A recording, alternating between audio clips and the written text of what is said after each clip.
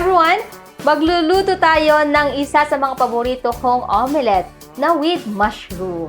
Sa Italian, ang tawag dito ay frittata di funghi.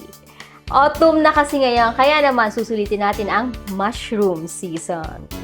So yan, let's get cooking.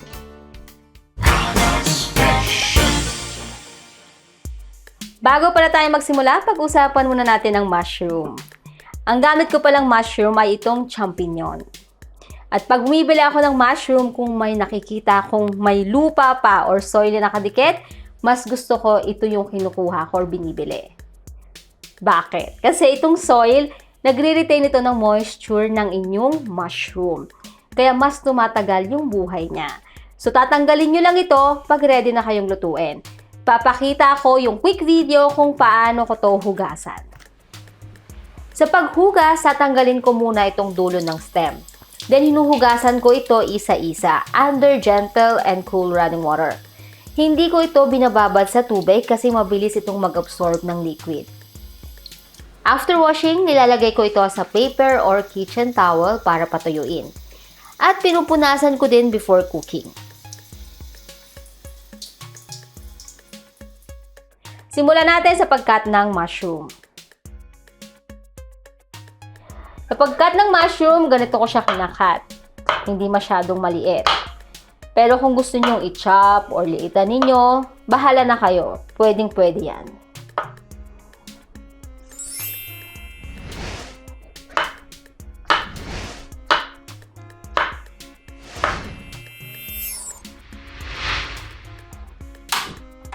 Sa ating non-stick pan, maglagay ng oil. Olive oil ang gamit ko. Pwede kayo gumamit ng vegetable oil.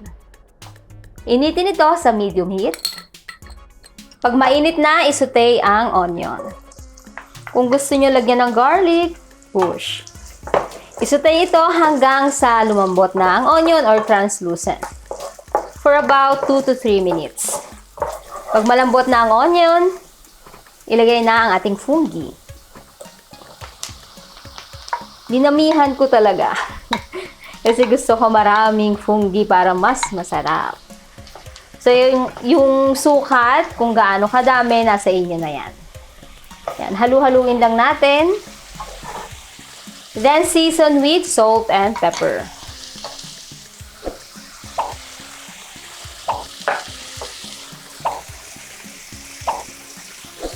Haluin again.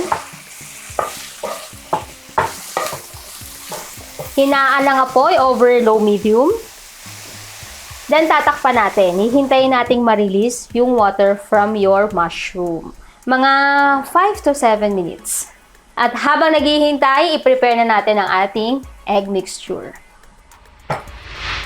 Into our bowl, crack 5 to 6 eggs. Depende sa inyo kung mas gusto nyong thick yung omelette ninyo, pwede nyong damihan. Or kung gusto niyo namang mas thin, untian nyo.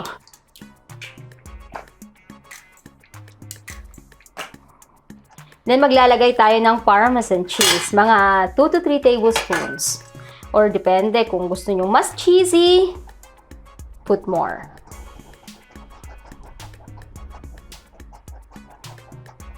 Then season with salt and pepper.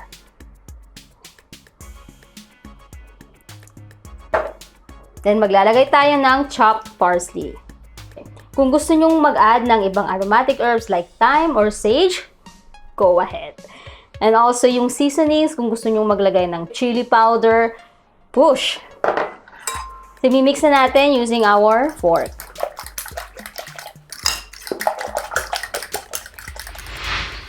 Pag lumabas na ang liquid from your mushroom, hayaan nyo itong mag-dry and continue cooking until they are tender and brown.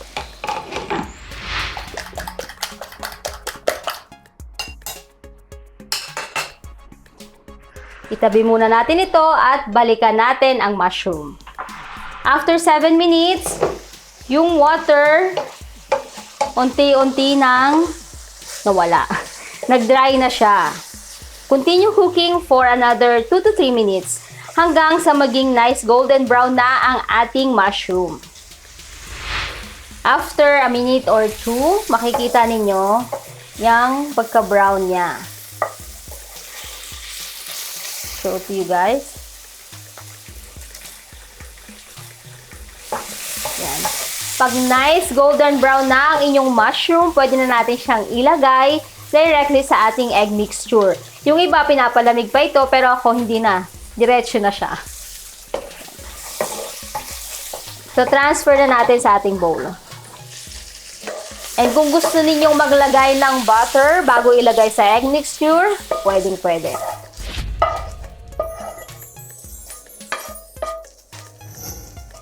Then, mix well. So, kahit mainit pa yung mushroom nyo, kahit kaluluto lang, pwede nyo naman tong ilagay agad sa inyong egg mixture. So, gamit ang same pan, maglalagay tayo ng onting oil, mga 1 tablespoons or 1 and a half. Okay. Then, spread natin ito. Initin natin ng oil. So yan, ready na ang ating oil. Ilagay ang ating mixture dito. And make sure na nakaspread talaga siya all over the surface ng inyong pan. Hinaan ang apoy over low medium to medium heat.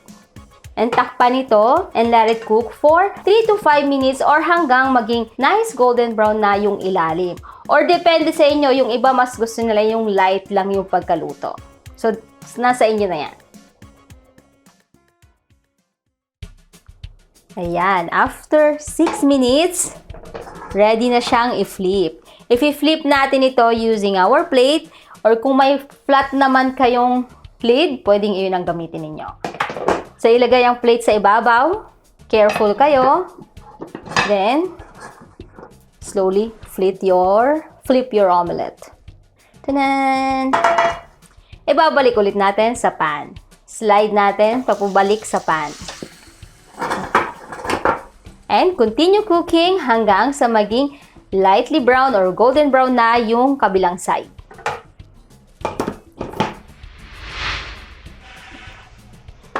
Tinatakpan ko pala ito para mas mabilis maluto, lalo na pag unang lagay ninyo para mabilis maluto yung ibabaw at hindi matutong yung ilalim. So, i-transfer na natin sa ating serving plate.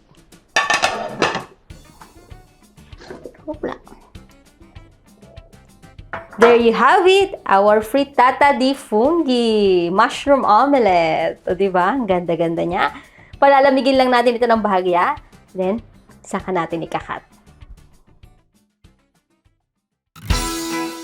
Before serving, sprinkle with parmesan cheese and chopped parsley.